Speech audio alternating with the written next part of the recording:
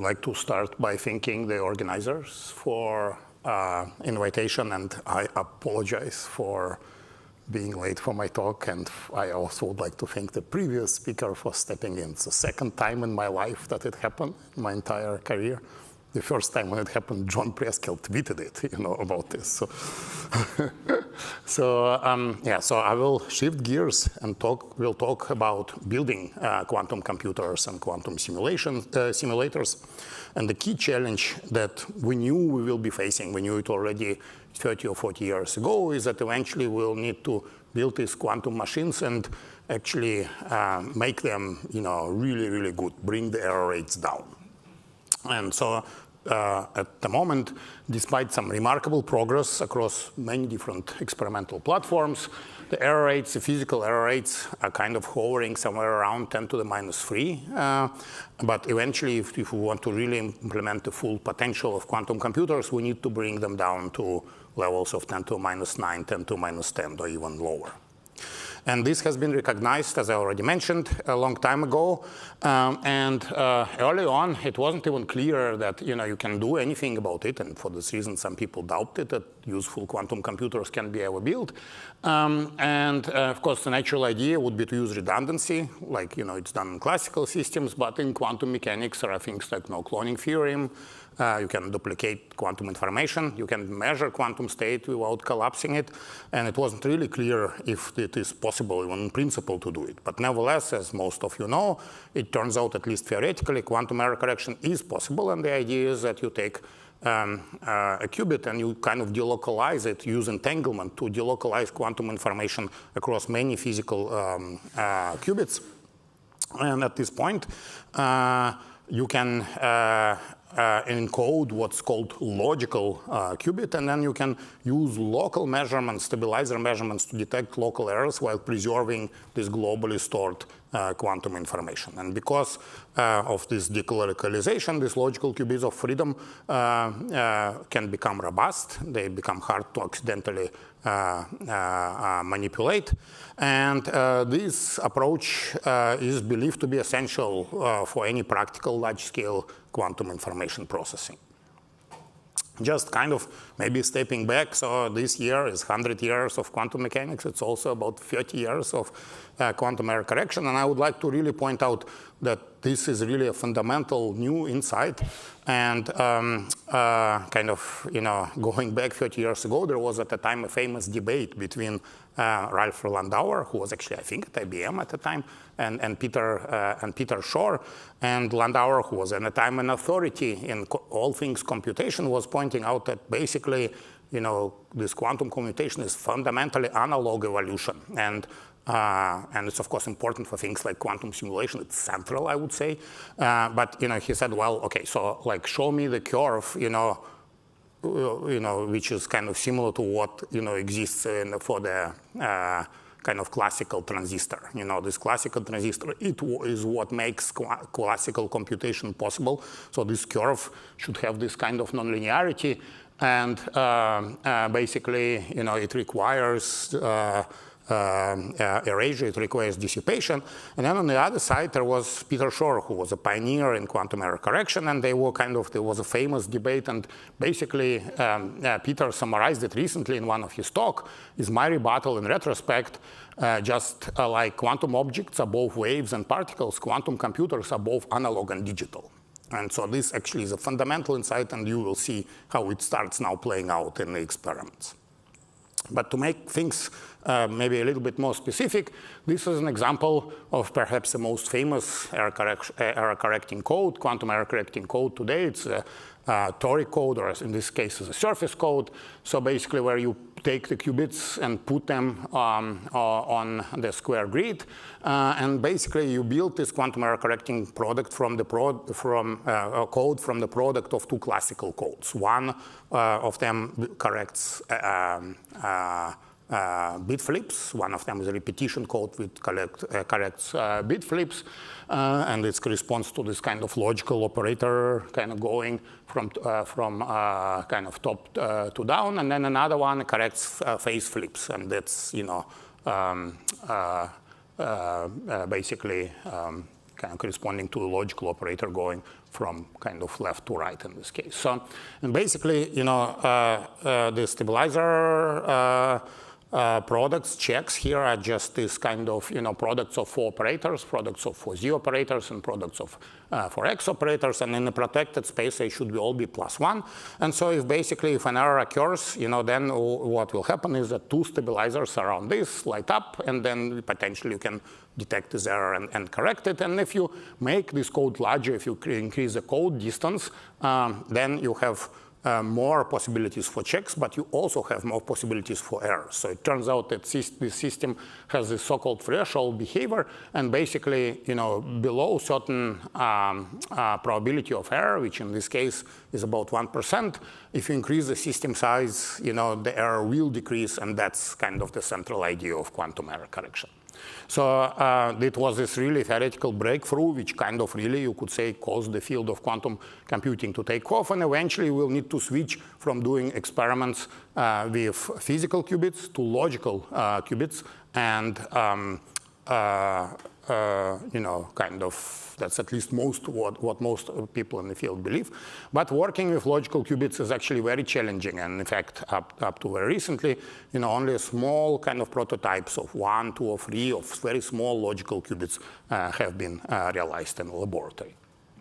So we'll try to kind of address this problem by using neutral atoms stored in optical tweezers. So, and basically, the way how these experiments usually start is that now you start with a lot of optical tweezers, focused beams of light, and you try to trap a lot of atoms. And not in each trap you are able to trap an atom at each given point. So the system has this entropy. So basically, what you typically do, you take a picture of these atoms, detect where atom is present and when atom is not, and basically remove the empty traps and kind of rearrange the atoms in a desired configuration. So that way, you basically, by measurement, you extract the entropy. So this will be one of the themes in my talk. So with that, the atoms are typically sitting a couple of micrometers away from each other, so they really don't interact. So to make them interact, what we do, we excite them in Rydberg states and make them talk to each other. And this actually is an experiment which goes now for almost a decade in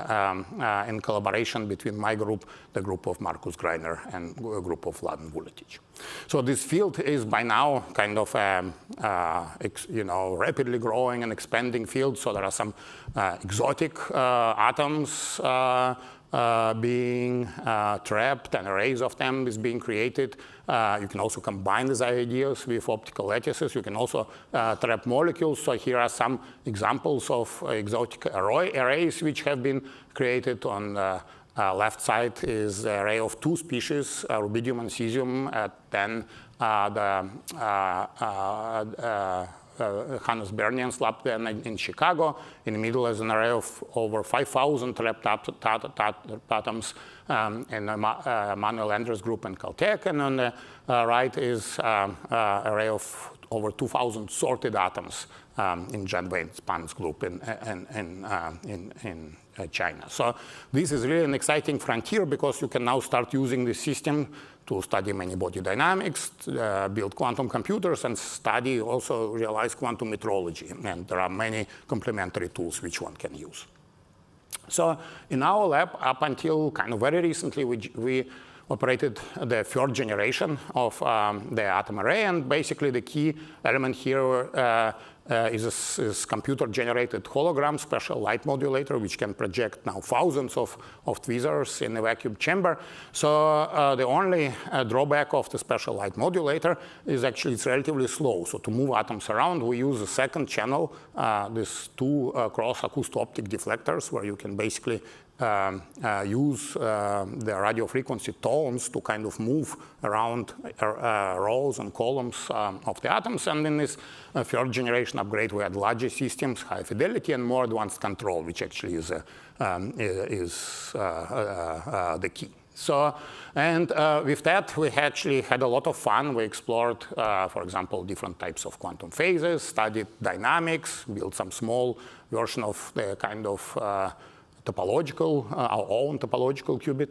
So most of these experiments involved analog dynamics, and actually the analog machine of this type has now been also available in the cloud for our startup company Quera for the last 2 years with some cool experiments, and actually some of you probably have tried it. So this work involving this analog dynamics is actually continuing, and in fact, so at this meeting on tomorrow, I think, Sasha will talk about our kind of latest kind of developments in this analog quantum simulations, and complemented by a theory poster from NAS. So basically, what we are trying to do is basically make this analog dynamics more and more programmable and kind of incorporating various kind of digital elements on that. But so today I will focus, on this kind of digital processing, and actually in particular addressing this error correction frontier. And so, basically here what the key element is this idea of reconfigurable architecture, and the idea is the following. So basically, suppose you store a qubit in a long-lived hyperfine state where the qubit can live for a very long time, for typically several seconds, and basically, not only it can live in this state for a long time in the static tweezer, but you can also move tweezer around. And basically, by moving tweezers around, you can preserve quantum information, and you can actually change the connectivity of this processor. So these experiments often would start with atoms positioned in a certain way, and we will excite them, we will entangle them, and then we'll move atoms around, and we'll keep kind of doing that. And only briefly, the atoms will be excited into Rydberg state for a short amount of time to just entangle them, execute the gate operations. And there are some unique opportunities here. So first, the system can be non-locally connected, but in particular, it allows for this parallel, very efficient classical control. And in addition to that, we as a community made a lot of progress over the last few years, kind of improving both gate fidelities, reducing the error rates, but also improving programmability. For example, in our case, we can use actually another channel involving these acoust-optic deflectors to, for example, do single qubit operations on atoms in parallel. We can also read atoms mid-circuit, just by, in our case, by grabbing some atoms from the storage zone or entangling zone, moving them to the readout zone, and just reading them out while preserving coherence and the rest. So all of these ingredients, kind of now, can be used for doing things like quantum simulations and, and doing error correction. So one example involving quantum simulations is our recent work realizing simulations of this Kitaev model on a honeycomb lattice. So this is a model where basically, qubits interact locally, but they interact with this kind of very unusual interaction, this X, Y, Y, and Z, Z along different links of this lattice. And this model has actually been proposed and, in some cases solved exactly by Alexei Kitaev about 20 years ago, but actually has never been realized in a lab. So the way how we realized it is basically by moving one sublattice of the atom and then basically, just turning the qubit states basis and basically realizing this way X, Y, Y, and Z, Z interaction, and kind of just in a digital way, kind of in a Floquet type way, realizing this Hamiltonian. And this will be described in the talk by Simon tomorrow. But the key results of that is we realized this non-abelian state, this non-abelian spin liquid by measuring Chern number.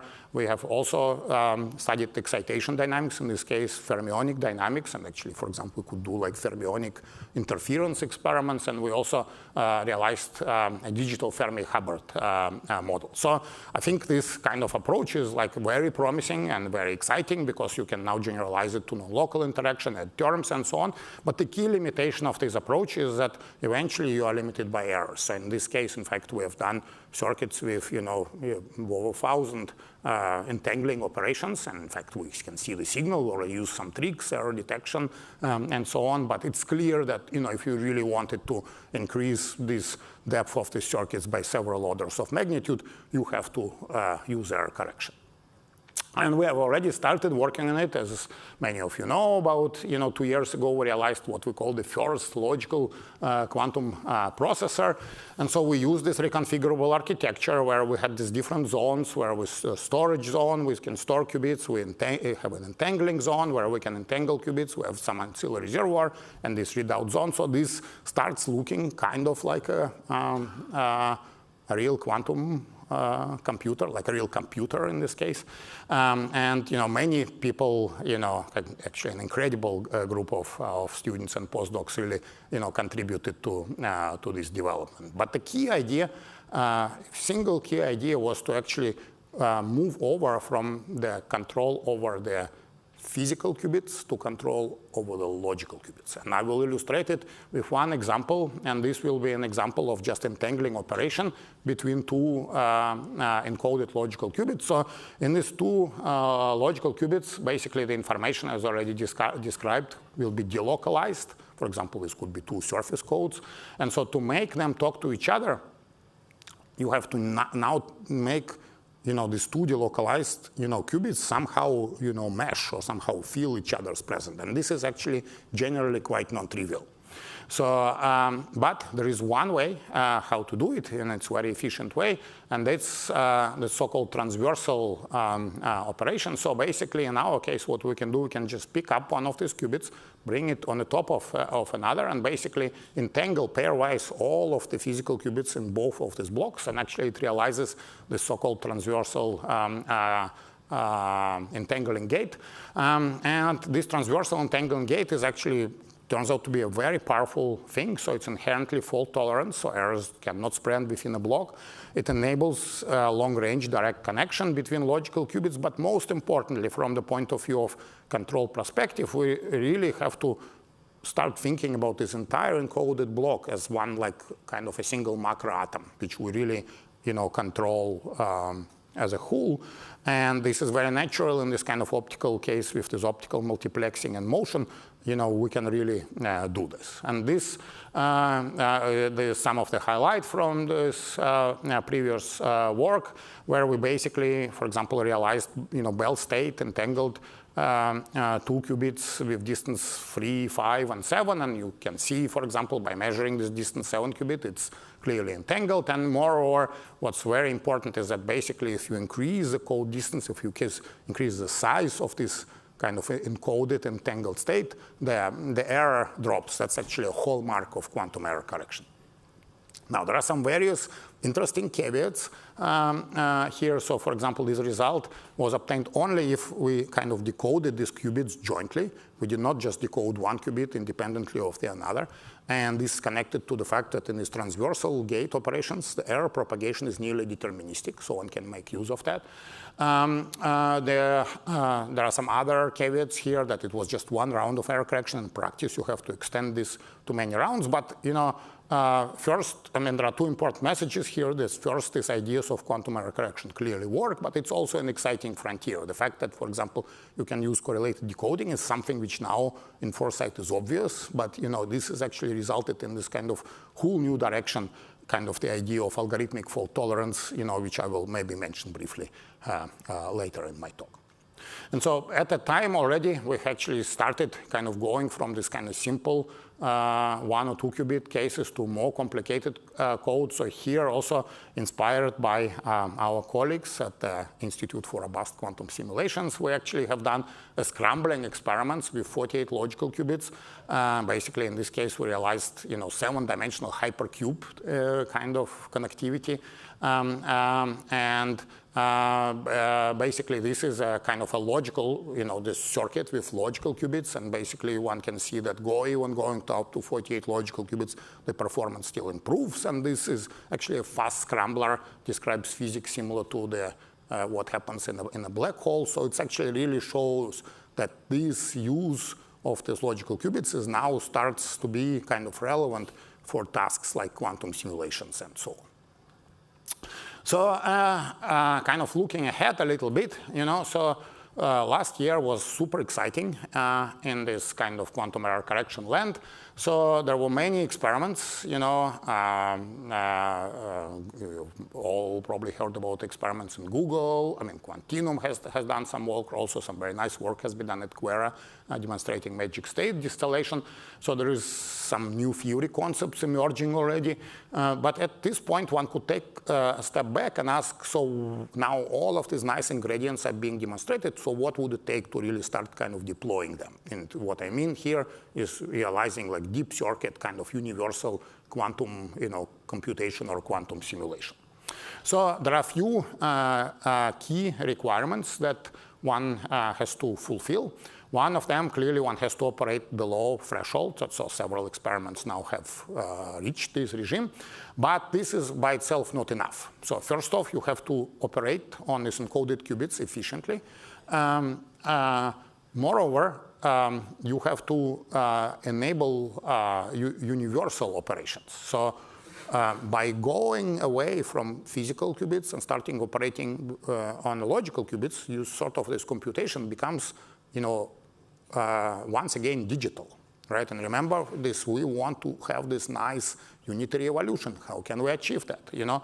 And most importantly, if you want to implement this deep circuit quantum computation, somehow you need to enable the mechanism which will allow you to basically you know, maintain this pristine evolution of logical qubits while under the hood constantly removing entropy, correcting errors, you know, in our case, for example, correcting the events when atoms are lost. So this is all needs to come together. And so basically, we are now in position to ask a question, what's the fundamental physical mechanisms to achieve this goal and how to really start combining them into efficient architectures and actually implementing interesting and useful algorithms. So to implement that, we actually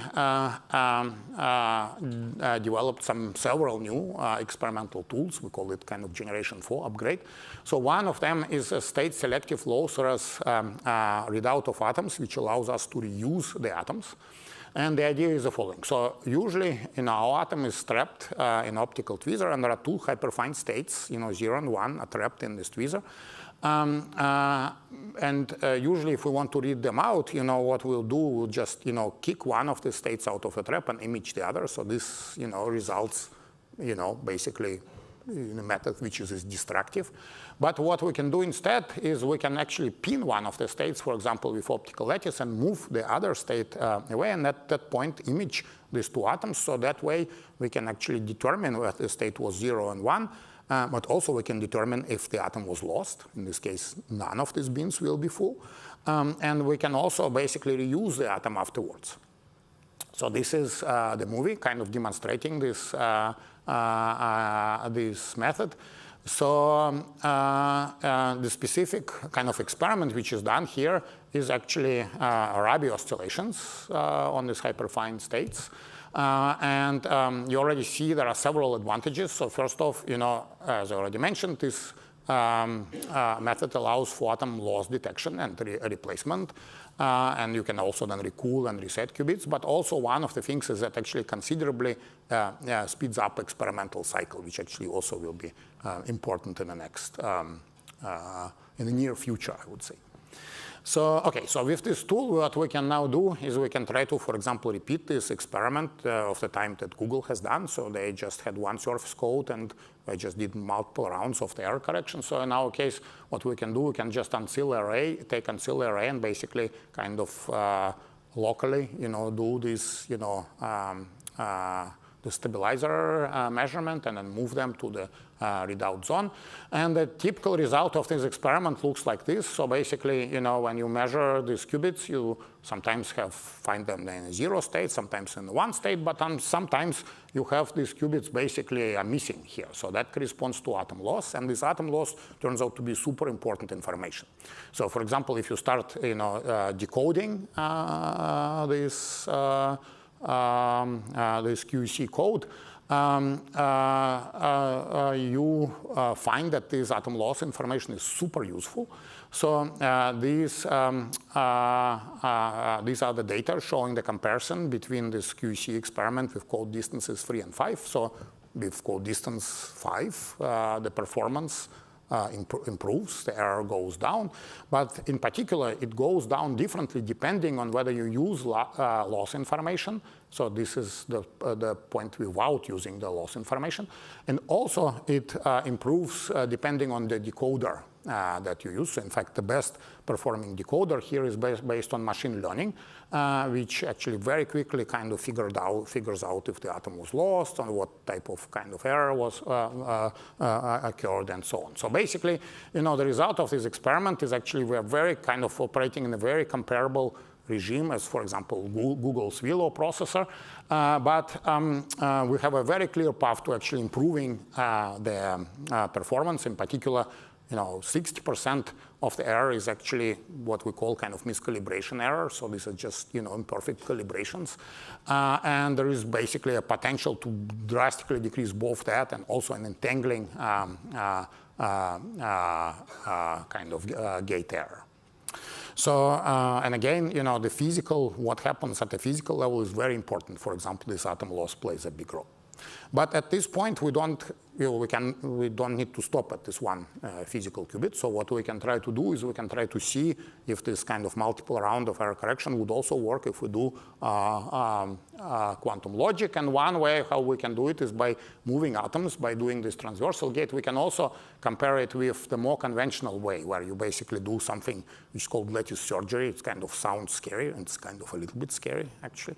So, but what you do for lattice surgery, essentially you use measurements to merge these two surface codes together. And actually, what we find, maybe not surprisingly, is that this transversal CNOT performs way better than this kind of lattice surgery approach. And in particular, this transversal CNOT is much less sensitive to the ancilla measurement error.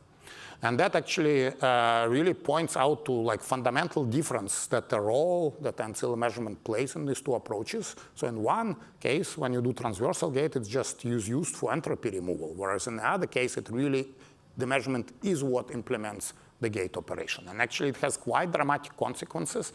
So for this lattice surgery, basically, if you want to make it truly fault tolerant, you need to make D rounds of error correction after each gate operation.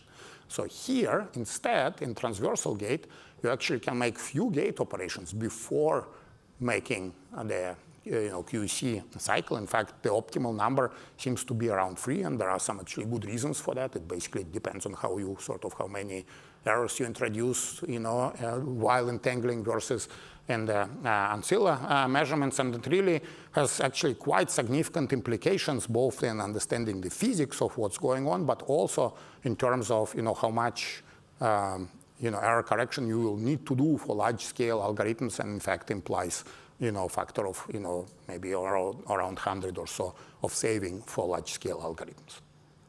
But OK, so this now is just example of one of operations. This is an entangling operation, but this is a Clifford operation.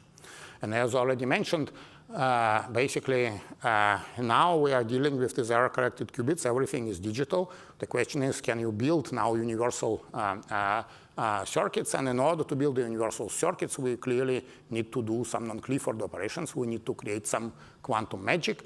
And this is an example where we have kind of try to do this magic transversally by operating on 3 different kind of encoded kind of entities.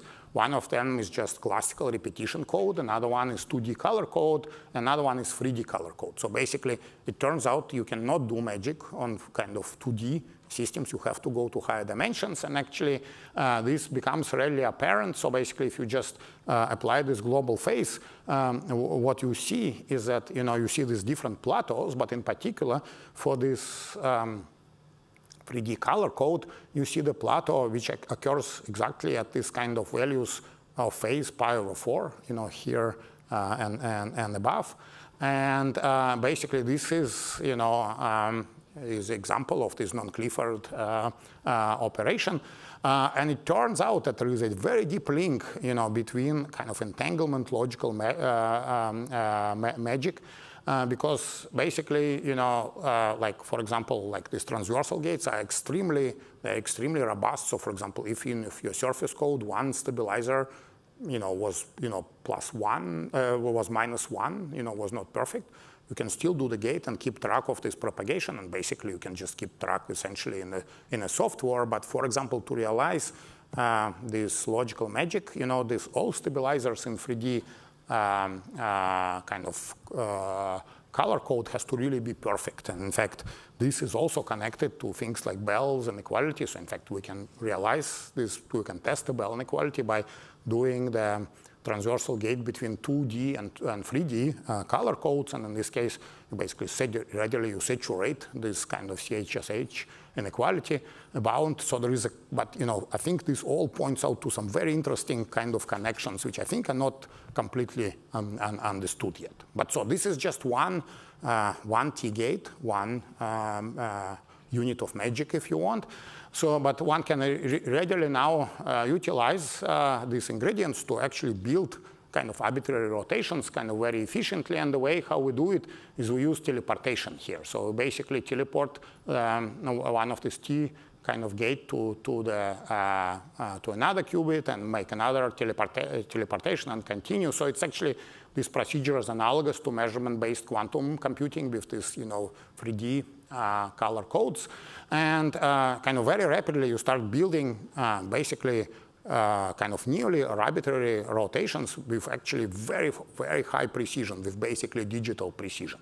And the origin of that is, of course, Solovay-Kitaev theorem, which basically says you just need logarithmic number of gates to try to kind of cover the entire block sphere. So the lessons we learned from that is that you can actually implement arbitrary non-Clifford evolution with transversal gates only, so long as you use measurement. So it's a unitary at a logical level, but non-unitary at a physical level, because basically, these measurements, remove error buildup. And kind of from all of these things, what emerges is that this logical teleportation is a very powerful tool, and one can use all of these ingredients to now start building deep quantum computation circuits and algorithms. So in this approach here, what we have done is we basically kind of inspired a little bit by this kind of measurement-based type approach. So what we have done is basically we start kind of building cluster states, both in space and in time. In this case, build them from these 2D color codes, So, and then what we do, we build them on this kind of ladder, and then basically go ahead and measure one of this part of this ladder and kind of teleport by teleporting quantum information to this kind of upper stored state. And after this measurement, what we can do, we basically can reset these qubits in this lower zone here, and then start kind of repeating this procedure again, entangle them, and basically build 1D cluster state, then kind of entangle them with the stored qubits, and then measure the stored qubits, and basically this procedure can repeat, for many, many cycles. So how well does it work? So we can check, for example, stabilizers of these cluster states, and in fact, you see that, they basically don't degrade, so you can make a measure many, many time steps. They start degrading here towards the bottom, and the reason is we actually ran out of atoms, so we replace the lost atoms, but eventually we ran out of the atoms in the reservoir, something which I'll mention in a moment. But kind of what's important here is that if you look at basically kind of algorithmic evolution, it's really highly unitary, and you can use various tricks to actually remove the errors in these algorithms. But actually, if you look now under the hood, if you look, for example, at these kind of stabilizer correlations, they're extremely short-lived. So basically, this measurement and kind of refill and reset of the atoms allows us to basically, kind of remove the entropy as we proceed with this circuit. So there are a lot of interesting lessons you can learn about that. So most of them is that this logical teleportation is actually a very, very powerful tool, and it kind of allows to enact dissipation at the physical level by measurements, while keeping the unitary evolution. We also, for these circuits, we're using machine learning to effectively decode deep circuits. And so basically, we actually even made one step further, kind of looking to the future. So we started also running similar circuits with the more complex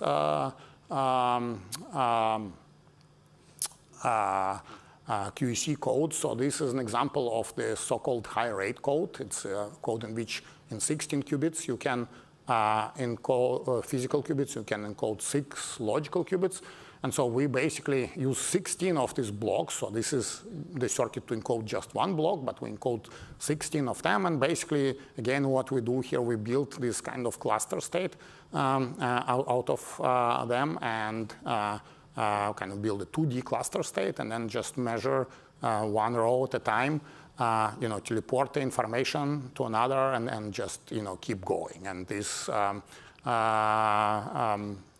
experiment is quite complex, but it still, works reasonably well. So you can see how this kind of stabilizers in time, correlations can be preserved. And actually, even for D2D cluster states, under some conditions, you can actually have reasonable, performance after many, many cycles. So all of that basically kind of shows that this fault-tolerant quantum computer is a kind of like a big refrigerator, basically. So, on the surface, it's nice and pristine. It does this, quantum simulation or quantum evolution that you want. But underneath, there is all of this machinery which actually you use to kind of extract the entropy. And actually, here, we basically implemented all elements of that except for one.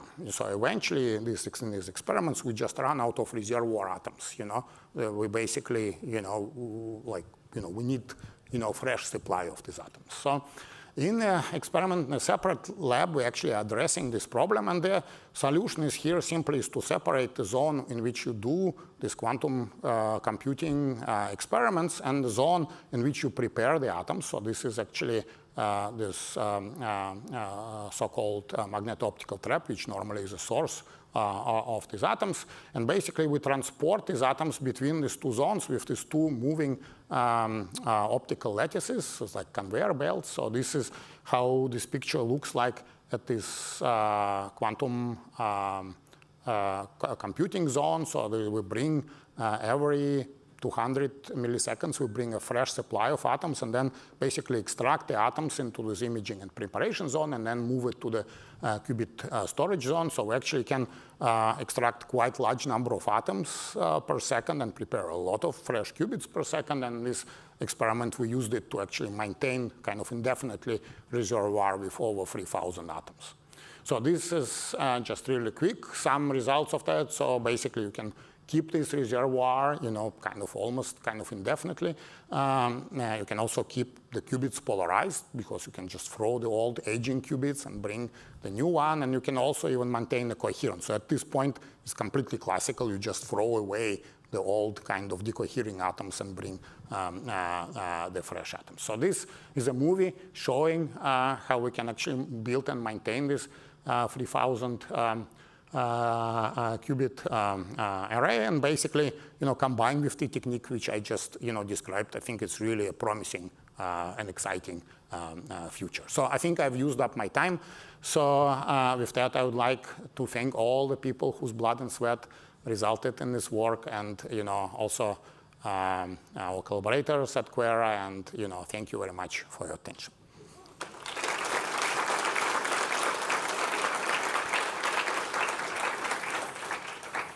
So we have time for 1 or 2 questions.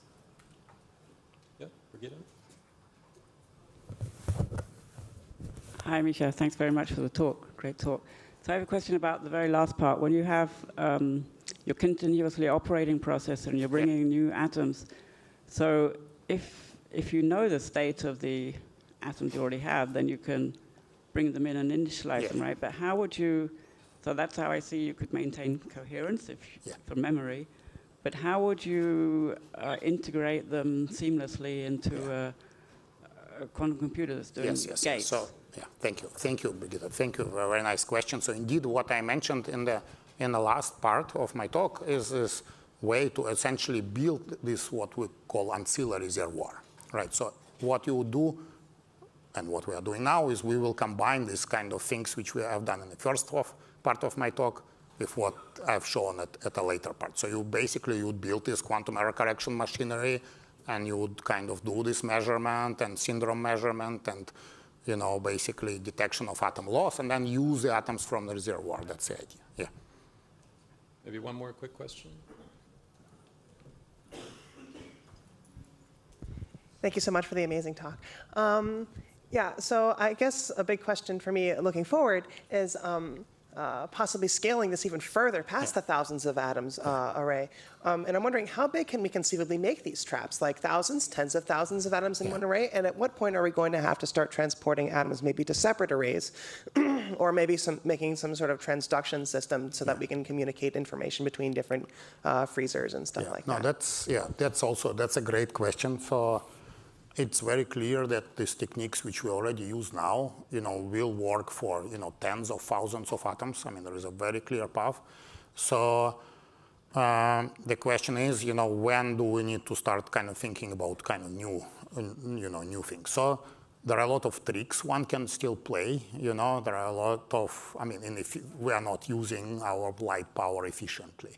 Right, for things, for example, like storage, you can use, maybe some optical lattices, So basically, it's kind of hard to predict the future, but at least on paper, it looks like it will work for, hundreds of thousands of atoms, in a single zone, this approach. But we need to, of course, sort of test it where we were. So eventually, I believe that these ideas of kind of modular architecture will start playing a role, but but for them to be useful, you need to also have these things working in parallel, right? So parallelism is a great thing. So for example, if we want to connect, with quantum networking, qubits, we need to do it in at least somewhat parallel way. So these techniques will likely be useful. Maybe at a level of a million of atoms, maybe a few 100,000. That sort of would be my guess, But I think there are, already with current techniques we can go quite far. And as I already said, that there are many, many tricks one could still start playing, But of course, there could be some limitations which we'll find out. And still it's both engineering and scientific frontier, I would say. Yeah. All right. In the interest of time, we'll have to stop here. Let's thank Misha again.